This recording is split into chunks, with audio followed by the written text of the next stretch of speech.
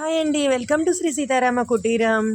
So వానాకాలంలో వచ్చేటువంటి తొలకరి జల్లులు ప్రారంభమయ్యాయండి మళ్ళొకసారి. సో ఈ విధంగా మా దగ్గర అయితే వానగా ఉంది వాతావరణం అంతా. ఇగో కామాక్షి అయితే నన్ను గుద్దుతుంది, నన్ను బయటికి పంపేయమని. చూడండి ఎట్లా చేస్తుందో కామాక్షి పొద్దున్న లేచి. ఇప్పటి వరకు పరదా వేస్తుంది కదా, అందుకని చికాకు చేసింది. అందుకనే ఇప్పుడు పరదా తీసేసాను అనమాట, దానికి వాన రావద్దని. చూడండి ఎట్లా చేస్తుందో అల్లరిపిల్ల. చూస్తూ ఉంటుంది ఇక్కడి నుంచి మంచిగా. బయటికి పంపేయండి నన్ను, నేను ఆడుకుంటా ఉంటుంది అనమాట. ఇది మా అల్లరి పిల్ల యొక్క కథలు.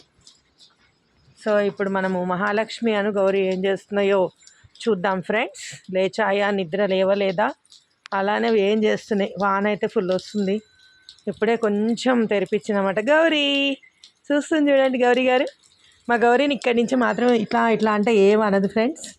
అదే అక్కడ కట్టినప్పుడు అన్నామనుకోండి కుముతా అంటది. ఇదన్నమాట మా గౌరమ్మ.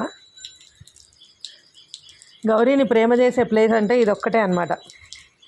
ఎందుకంటే కట్టు ఉంటుంది, ఇది దాటి రాదు కాబట్టి ఇక్కడి నుంచి ఇట్లా ఏదైనా చేయొచ్చు మనం. అదనమాట సంగతి.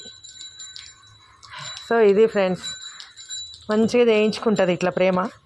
విడిగా ఉన్నప్పుడు మాత్రం అస్సలు మాట వినదు. సో అందుకని నేను ఇక్కడ ఉన్నప్పుడు మాత్రమే దీన్ని ప్రేమ చేస్తాను. బయటకు వెళ్తే మాత్రం దాని దగ్గర కూడా పోను అనమాట, భయం నాకు. సో ఇది గౌరీ అయితే నిద్ర లేచేసింది. నెక్స్ట్ ఇంకా మహాలక్ష్మి గారు. మహాలక్ష్మి ఫోన్ చేస్తున్నారమ్మా. మహాలక్ష్మి ఫోన్ చేస్తున్నారే. వాన వస్తుందా? చికాకు ఉంది కదా వాన పడితే. ఇంకా క్లీనింగ్ అవ్వలేదు ఫ్రెండ్స్, ఇదంతా క్లీన్ చేయాలి. ఇదిగోండి రుద్రాణి గారు. సో ఫస్ట్ మీకు గోమాతల దర్శనం చేయించి తర్వాత ఈ పనులన్నీ చేద్దామని మీకు ఈ వీడియో పెడుతున్నాను అనమాట.